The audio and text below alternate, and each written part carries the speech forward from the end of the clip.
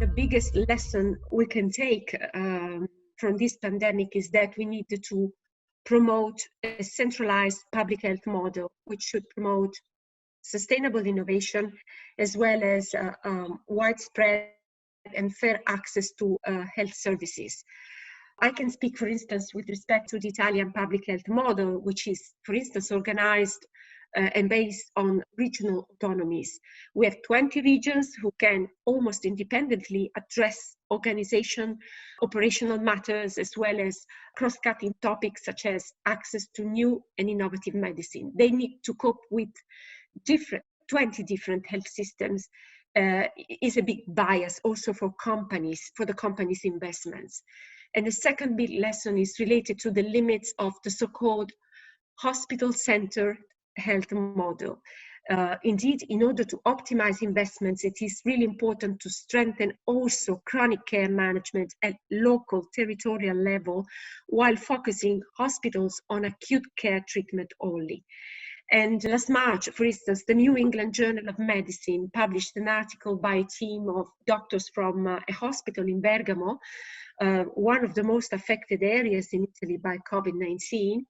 And the article stressed out that in situations like the one we are living, our healthcare model, mainly based on hospital care, contributed to the spreading of the virus, especially amongst healthcare professionals.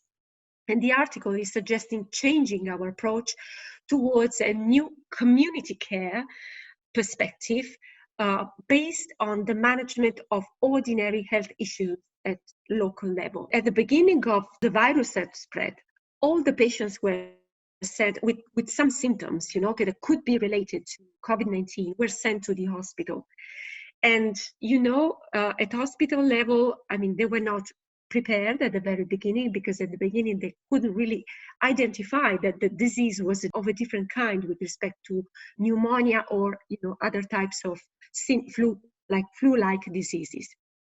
But then, having all these patients in the hospital, it helped the virus to be widespread even more because, physicians were affected by the viruses, and some patients who went home, could furtherly contribute, to the widespread of the virus. And at the same time, even in the hospital, it was possible for patients who had entered without COVID-19 to be unfortunately infected with the virus.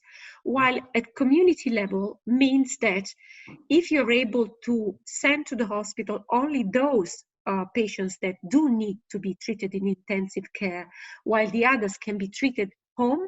And, there are several ways. I was about, to introduce to me the third big lesson that we can learn, that is technology.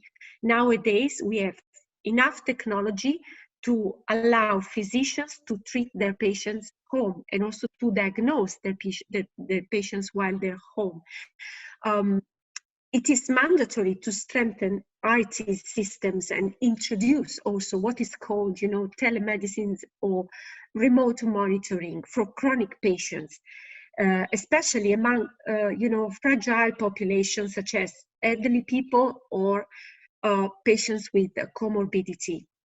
And this is going to help not only to halt the diffusion of the virus, because if patients stay home, they will not first be infected of COVID-19 if they have other comorbidities, other reasons why going to the hospitals, while they can be treated home, and at the same time not to infect physicians or having physicians infecting them. So this is a very smart way, to limit the outbreak. And another thing is that it's really a way to save a lot of money, because, for instance, if you think that in Italy, the implementation of telemedicine could endorse annual savings of 1,260 euros per patient, which could determine total saving for the NHS up to 1.6 billion euro. That's why this could be a very important opportunity to recognize, the value of innovation, and everybody, industry included, can really play a role also in trying to ease the dialogue with respect to what we can do in order to recognize the value of innovation and make it more accessible. It's very important that we don't forget about the other diseases, which is a serious and concrete risk. as a consequence, of COVID-19 self-distancing measures and all the attention that has been put only on COVID-19, there are other therapeutic areas in which we could really foresee some very important problems. For instance, overall physicians' visits for all the other diseases are rapidly declining by 57%, even for acute and symptomatic reasons. And if I can take the example of oncology, in 64% of cases, physicians are delaying surgeries. In 52% of cases, physicians are delaying diagnosis or biopsies.